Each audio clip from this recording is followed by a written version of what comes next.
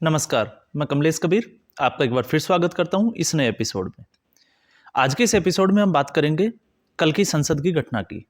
जैसा कि आप सभी को पता है, कल जो भी हुआ संसद के बाहर वो बिल्कुल शर्मनाक था और सभी तरफ से, चाहे वो मीडिया हो, चाहे राजनीतिज्ञ हो, उन सब के द्वारा जो है वो आलोचना की गई। लेकिन साथ में जो विपक्ष की जो पार्टियां थी वो इस बात का पक्ष लेते हुए भी नजर आई, चाहे आप मीडिया चैनल्स के आप डिबेट्स उठा के देखिए या पर्सनली उनके इंटरव्यूज वगैरह भी देखिए। और मुद्दा क्या था, हम इसी के ऊपर पूरा विश्लेषण करेंगे। और ये जो चीजें जो संसद के अंदर और संसद के जो बाहर होती है, उसका पूरे देश की राजनीति पे कैसे इम्पैक्ट पड़ता है और उससे कौन सी पार्टियां इससे सबसे ज्यादा प्रभावित होती है, वो भी हम इस पूरे वीडियो में बात करेंगे। मैं उम्मीद करूंगा आप इस वीडियो में अंत तक बने रहें। अगर आपने ये चैनल सब्सक्राइब नहीं किया तो चैनल जरूर सब्सक्राइब करें। अब हम सीधे बात पे आते हैं। कल आपने देखा होगा कि उपराष्ट्रपति जगदीप धनखड़ संसद के बाहर टीएमसी के सांसद कल्याण बनर्जी ने जो है उनकी मिमिक्री की, और बहुत ही वाहियात, जिसको हम कह सकते हैं कि बेहुदा तरीके से उनकी मिमिक्री की गई। उनके सामने खड़े थे राहुल गांधी। राहुल गांधी जो है वो मोबाइल निकालते हैं और उनका वीडियोग्राफी करते हैं, और बाकी जो माननीय जितने भी जो सांसद हैं वो सब लोग जो है वो हंसी मजाक जो है वो उसके ऊपर हंस रहे हैं। अब वैसे अगर हम देखें तो जगदीप धनखड़ जो है वो भारतीय जनता पार्टी, चाहे लोकसभा अध्यक्ष ओम बिरला की बात करें, वो उनके द्वारा बनाए गए हैं। लेकिन लोकसभा अध्यक्ष और राज्यसभा के जो अध्यक्ष है, सभापति है, चाहे राष्ट्रपति है, ये एक संवैधानिक पद होता है। तो किसी भी संवैधानिक पद पे बैठे व्यक्ति की अगर मिमिक्री करते हैं तो वो सीधे तौर पे जो है वो संवैधानिक पद पे, जो संविधान का जो पद है, उसकी गरिमा के खिलाफ होता है। और ऐसा ही जो है वो वाकया किया। मुद्दा क्या था वो भी हम समझ लेते हैं, और मुद्दों से विपक्ष कैसे भटकता है उसको भी हम समझ लेते हैं। पिछले 3 से 4 साल से, जब से 2019 के बाद में मोदी की जो टर्म 2 आई है, उसके बाद में हमने देखा कि जब भी संसद का कोई सत्र शुरू होता है तो विपक्ष की हमेशा से मंशा रही है कि उस सत्र को जो है वो हंगामे की भेंट चढ़ा दिया जाए, उसमें कोई कामकाज नहीं किया जाए। चाहे वो फिर आप किसी भी मुद्दे पे आप देख लीजिएगा, और इनकी डिमांड होती है जो आपको लग रहा होगा कि वो कभी जो है वो पूरी नहीं होती है। कैसे नहीं होती उसको भी हम समझ लेते हैं। इस बार जो मुद्दा था वो था संसद की सुरक्षा का। सुरक्षा ब्रीच हुई, और सुरक्षा का ब्रीच होना जो है ये कोई छोटा मुद्दा नहीं था, ये बहुत बड़ा मुद्दा था। अगर इस मुद्दे में, अगर सुरक्षा की दृष्टि से अगर विपक्षी पार्टियां अगर इस मुद्दे को उठाती है तो ये उनके लिए, जिसको कहते हैं कि एक संजीवनी का काम भी कर सकता है, वोटर्स का ध्यान अपनी ओर करने के लिए, और अंगुली उठानी भी चाहिए, उसमें कोई बुराई नहीं है। तो इसमें अब सुरक्षा के मामले में अगर हम देखें तो जब सुरक्षा ब्रीच हुई तो उसके बाद में इन विपक्षी पार्टियों का एक स्टेटमेंट आया था, और स्टेटमेंट ये था कि ये जो लोग जो थे वो फ्रस्ट्रेट थे, किससे? महंगाई और बेरोजगारी से। लेकिन जब जांच से ये चीजें सामने आई तो जांच से क्लियर हुआ कि ये सारा जो मुद्दा है ये अभी से नहीं, 4 साल पहले ये लोग मिलते हैं, 1.5 साल से जो है वो संसद में ऐसा कुछ घटना को अंजाम देने के लिए प्लानिंग करते हैं। तो प्लानिंग अगर किया हुआ अगर कोई काम है, और वो भी 3 से 4 साल से अगर इनकी प्लानिंग चल रही है, तो फिर ये बेरोजगारी और दूसरा महंगाई का मुद्दा नहीं है, ये जो है वो कुछ और ही बयां करता है। लेकिन अभी इसकी जांच चल रही है, तो इसमें हम और आप, हम दूसरे लोगों की तरह इस पे कोई कमेंट जो है वो अनावश्यक हम करेंगे भी नहीं। लेकिन विपक्ष का ये मुद्दा उठाना बिल्कुल जायज है, और भारतीय जनता पार्टी को इसका जवाब जो है वो देना भी चाहिए, क्योंकि देश में सरकार जो है वो भारतीय जनता पार्टी की है। और इसके लिए जवाब जो है वो मांगा गया गृह मंत्री अमित शाह से। कुछ लोगों ने जो है गृह मंत्री अमित शाह के लिए बोला गया कि उनको जो है वो इस्तीफा भी दे देना चाहिए। और यही यही चीजें जो है, जिसको कहते हैं कि भारतीय राजनीति में विपक्ष का अभी जो है वो दोगलापन। कैसे? इंडिया गठबंधन के दूसरे जो पार्टनर है, अलायंस के घटक जो है आम आदमी पार्टी, अरविंद केजरीवाल के ऊपर शराब घोटाले का एक बहुत बड़ा चार्ज है, लेकिन उनसे ये इस्तीफा नहीं मांग रहे, ये इस्तीफा मांग रहे गृह मंत्री अमित शाह से।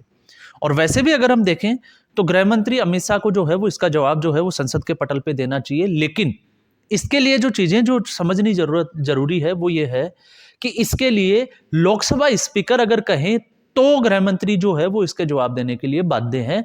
नहीं तो संसद की जो जितनी भी जो सुरक्षा की जो सुरक्षा या चाक चौबंद जो की जाती है, वो सारी जो है वो लोकसभा अध्यक्ष के अंडर में आती है। तो इसमें लोकसभा अध्यक्ष जो है वो इस पे क्या वक्तव्य देता है, उनकी जो प्रारंभिक जांच में कौन सी चीजें सामने आती है, उसके बाद में जो है वो गृह मंत्री का जवाब देना बनता है। तो ये मुद्दा मुद्दा ठीक था, लेकिन मुद्दे से जो है वो धीरे-धीरे विपक्ष की हमेशा से आदत रही है कि वो मुद्दा तो अच्छा उठाती है, लेकिन धीरे-धीरे जो है वो मुद्दे से भटक जाती है। और इस बार भी ऐसा ही हुआ। इस मुद्दे को भुनाने के लिए लोकसभा चुनाव आने वाले थे, संसद का ये आखिरी सत्र था, क्योंकि इसके बाद में सिर्फ और सिर्फ बजट सत्र होना है, वो भी एक छोटा-सा सत्र होता है। तो ऐसी स्थिति में अगर इस मुद्दे को बनाए रखती विपक्ष तो ये बहुत अच्छा होता, लेकिन इन्होंने जो है वो सभापति को मिमिक्री करके इस पूरे मुद्दे को, या इसको हम कहें कि भाजपा को बैठे-बैठे जो है वो एक नया मुद्दा दे दिया। अब भाजपा जो है वो पूरे लोकसभा चुनाव में इसको जो है वो एक मुद्दा बना के चलेगी, और इसका सिर्फ और सिर्फ टारगेट होगा कांग्रेस पार्टी। अब आपको ये लग रहा होगा कि कांग्रेस पार्टी क्यों? क्योंकि जितने भी जो क्षेत्रीय दल होते हैं, चाहे वो किसी भी क्षेत्र के हो, चाहे वो उत्तर प्रदेश से कोई पार्टी हो, चाहे पश्चिमी बंगाल से टीएमसी हो, चाहे डीएमके हो, चाहे कोई भी पार्टी हो, तो क्षेत्रीय पार्टी जो होती है उसका अपने क्षेत्र पे, अपनी कम्युनिटी पे, अपने समुदाय पे जो है एक, जिसको कहते हैं कि एकाधिकार तो नहीं कह सकते, लेकिन एक वर्चस्व होता है, एक इम्पैक्ट होता है। लेकिन कांग्रेस पार्टी जो है वो एक राष्ट्रीय पार्टी है, पूरे देश में जो है ये सबसे बड़ी पार्टी हुआ करती थी, सबसे पुरानी पार्टी है, लंबे समय तक इसने शासन किया है। तो ये जब ये देश इन चीज़ों को देखता है तो फिर सीधे तौर पे जो है वो उँगली उठती है कांग्रेस पार्टी की, और उठना भी इसलिए ज़रूरी हो जाता है क्योंकि इसमें जो है राहुल गांधी जो है उनको इस चीज़ से बचना चाहिए था। क्योंकि आपको पता होगा कि एक बार जब राहुल गांधी वेल में जाने की कोशिश करते हैं तो लालकृष्ण आडवाणी उनको ये बोलते हैं कि आप बहुत बड़े नेता हो, तो आपको जो है वो कम से कम वेल से दूर रहना चाहिए, आपको नहीं जाना चाहिए। ये होती है एक बड़े राजनेता की। और राहुल गांधी देर सबेर ऐसी हरकतें जरूर करते हैं जिससे पार्टी का नुकसान होता ही होता है, चाहे फिर उनकी खुद की सरकार के द्वारा, आपको पता होगा एक जो बिल लेके आए थे उसको प्रेस कॉन्फ्रेंस में फाड़ देना, इसके अलावा संसद में जो है संसद के पटल पे वेल में जाना, प्रधानमंत्री नरेंद्र मोदी को झप्पी लगाना और फिर उसके बाद में आके आंखों से ब्लिंक करना, इशारे करना, फ्लाइंग किस करना। तो ये राहुल गांधी की जो है वो आदत जो है वो सदा से ही रही है। दूसरा जो है मुद्दा था निलंबन का, कि इस बार जो है वो बड़े सांसदों का जो है वो निलंबित कर दिया गया। और निलंबित क्यों किया गया? क्योंकि संसद सत्र से पहले जो मीटिंग हुई थी उसमें यह तय हुआ था कि कोई भी जो है सामान्य सांसद प्ले कार्ड नहीं लाएगा, नारेबाजी नहीं करेगा और वेल में नहीं आएगा। लेकिन इस बार जो है वो सभापति की एक जो कुर्सी होती है, पद जो होती है, उसके ऊपर भी जो है वो चढ़ने की कोशिश की गई विपक्ष के द्वारा, और उसी के बदले जो है पहले दिन 92 सांसदों को जो है वो निष्कासित किया गया लोकसभा और राज्यसभा से, और उसके बाद में दूसरे दिन जो है ये संख्या बढ़कर 142 हो गई।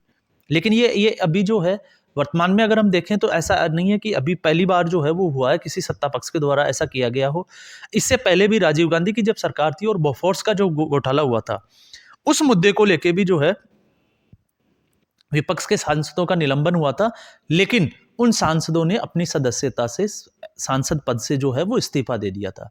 लेकिन आज का विपक्ष जो है उसकी इतनी भी हिम्मत नहीं है कि ये लास्ट सत्र है, अंतिम सत्र है संसद का, तो हम अगर जिसको कहते हैं कि वोटर्स का या लोगों का ध्यान अपनी ओर खींचना है, तो क्या हम संसद की जो सदस्यता है उससे इस्तीफा दे सकते हैं? ये इनके बस का। ये वाकया था विधानसभा उत्तर प्रदेश का, जहां पे माइक तोड़े गए, माइक फेंके गए, और इसके साथ में जो है वो मारपीट भी की गई, और जो विधानसभा के जो सदस्य थे उनको स्ट्रेचर पे ले जाया गया। तो ऐसी घटनाएं जो है वो ऐसा नहीं है कि पहले नहीं हुई, लेकिन इसमें नया जो था वो ये था कि इसमें इस बार जो है वो टारगेट किया गया संवैधानिक पद को, और वो पद था उपराष्ट्रपति का, और इसके चारों तरफ जो है वो आलोचना भी हो रही है, ये भी हमने देखा है। और साथ में अब जो है इससे एक चीज और जो लोगों के दिमाग में जो आ रही है वो ये है कि इसमें जो है वो राहुल गांधी की परिपक्वता के ऊपर भी जो है वो सवाल उठाए जा रहे हैं। और कल ही आपने देखा होगा, इसी का एक मैं आपको उदाहरण और दे देता हूं, कि जब इंडिया गठबंधन की मीटिंग बुलाई गई तो इसमें राहुल गांधी को प्रधानमंत्री पद का उम्मीदवार बनाने से विपक्षी कुछ दलों ने इनकार कर दिया। इसके बदले जो है उन्होंने मल्लिकार्जुन खड़गे का नाम जो है उसको प्रस्ताव में किया। अब आप इससे अंदाजा लगा सकते हैं कि विपक्ष में जो है वो राहुल गांधी की परिपक्वता और उनकी जो है जिसको उपस्थिति है वो किस हद तक है।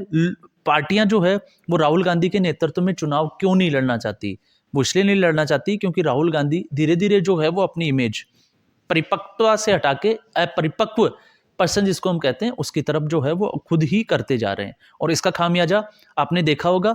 और वैसे भी अगर हम देखें तो इसमें जो है वो प्रधानमंत्री मोदी की जो दूरदर्शिता, अगर हम उसकी बात करें तो जब संसद का सत्र शुरू हुआ था उससे पहले उन्होंने एक मीडिया के सामने आके, आपको पता होगा, उन्होंने कहा था कि विपक्ष की जो हार हुई है 3 स्टेट में, स्पेशली जो है वो राजस्थान, मध्य प्रदेश और छत्तीसगढ़ में, उस हार की जो खींच है, मैं उम्मीद करूंगा कि माननीय सांसद जो विपक्ष की जो पार्टियां हैं वो सदन में जो है वो नहीं निकालेगी।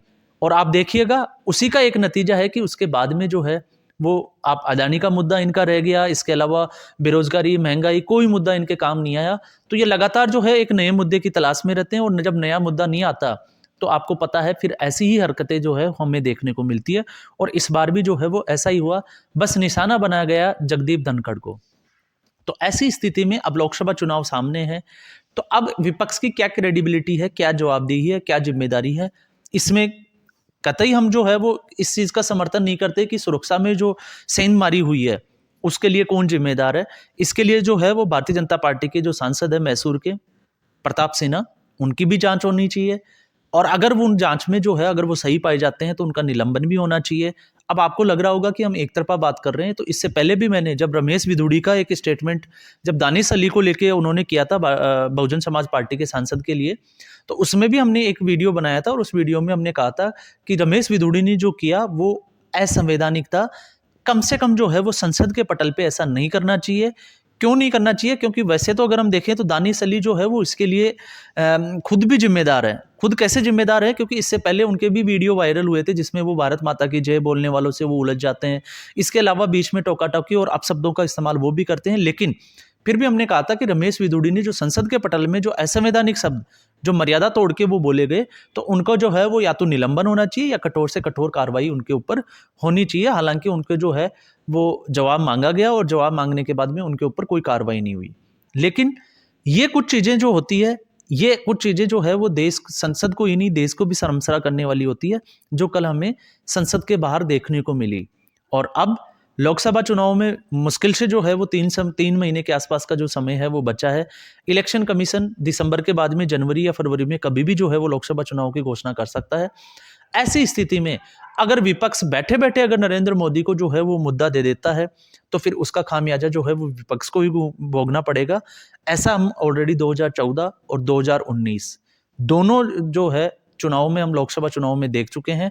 और अब बारी है 2024 की। तो 2024 में क्या होता है और विपक्ष जो है वो ऐसी और कौन कौन सी हरकतें जो है, क्योंकि विपक्ष यहीं रुकने वाला नहीं है, क्योंकि विपक्ष जो है वो लगातार ऐसी गलतियां और करेगा अभी। और उन गलतियों को जो है वो भारतीय जनता पार्टी मुद्दा बनाएगी, और मुद्दा बनाने के बाद में उनको कैसे जो है वो चुनाव में जो है बुनाने का काम करते हैं, प्रधानमंत्री मोदी हो चाहे भारतीय जनता पार्टी के दूसरे लीडर भी हो, ये हम सभी लोगों ने देखा है। तो आज के एपिसोड में बस इतना ही। फिर हम एक नए एपिसोड के साथ हाजिर होंगे। तब तक के लिए धन्यवाद।